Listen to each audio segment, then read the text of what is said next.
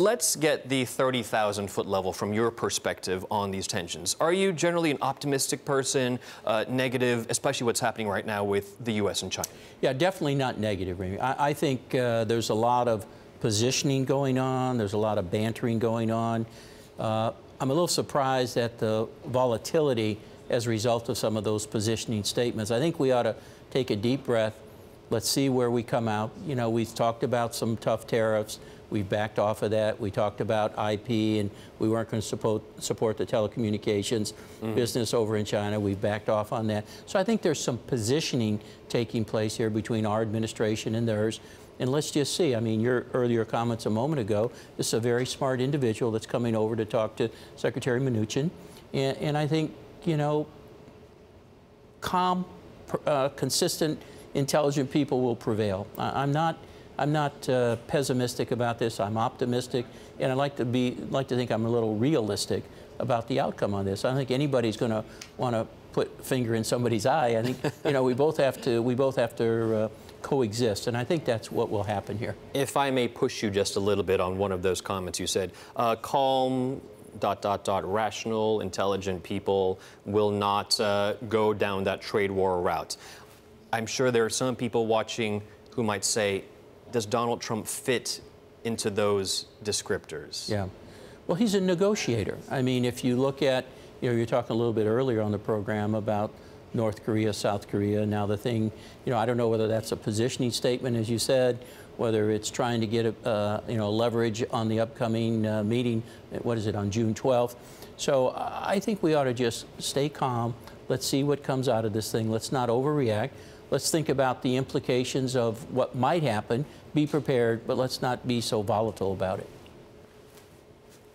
Bob, you can see that lack of overreaction by and large in equity markets, right, in terms of just steady as she goes, waiting to see if this relationship becomes a more transactional one as we've gotten over the past few days. But in terms of people heading up companies, businesses looking at making investment decisions that have to do with the US or China on either sides, how difficult is that in this environment?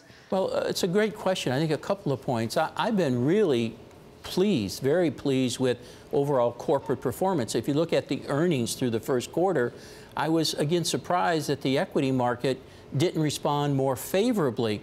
You know, if you look at it, the highs really haven't offset the cumulative lows year to date. We're relatively flat coming off, you know, if you look at the Dow 26.5.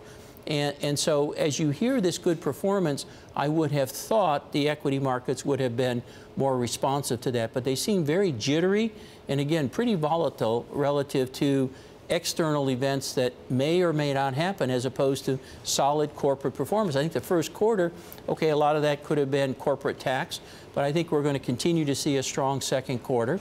We're going to continue to see, you know, people investing in infrastructure, people spending CapEx, people working on new product innovation. And so I'm pretty optimistic about performance in the second quarter and beyond.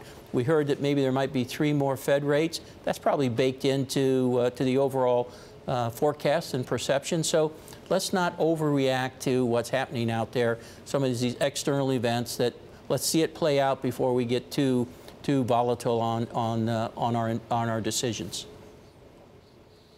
Bob, you know, earnings season, the extent of the beats, the percentage of the beats on estimates that we've seen, it's been phenomenal. But is there a sense that we're just getting past peak earnings now?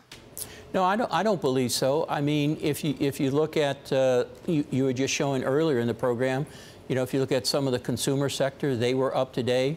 You look at Home Depot, I thought, while the market reacted negatively to Home Depot, I think they turned in very good performance. They beat the earnings projection. They were slightly down on revenue, but I think that's going to come back. There's a little seasonality caught up in that. They had some headwinds. You know, it's been a long winter, and that has affected the garden department, which is a big upside for the first quarter into the second quarter with plantings. It was a lot of freeze out there. People didn't want to plant. I think they're going to recover that in the second quarter. You know, they do a great job, and I think they deliver to the consumer something that Amazon can't, and that's associate interface, helping them assist with projects, working through, you know, the do-it-yourself concept, which is a real plus for home improvement, specifically Home Depot.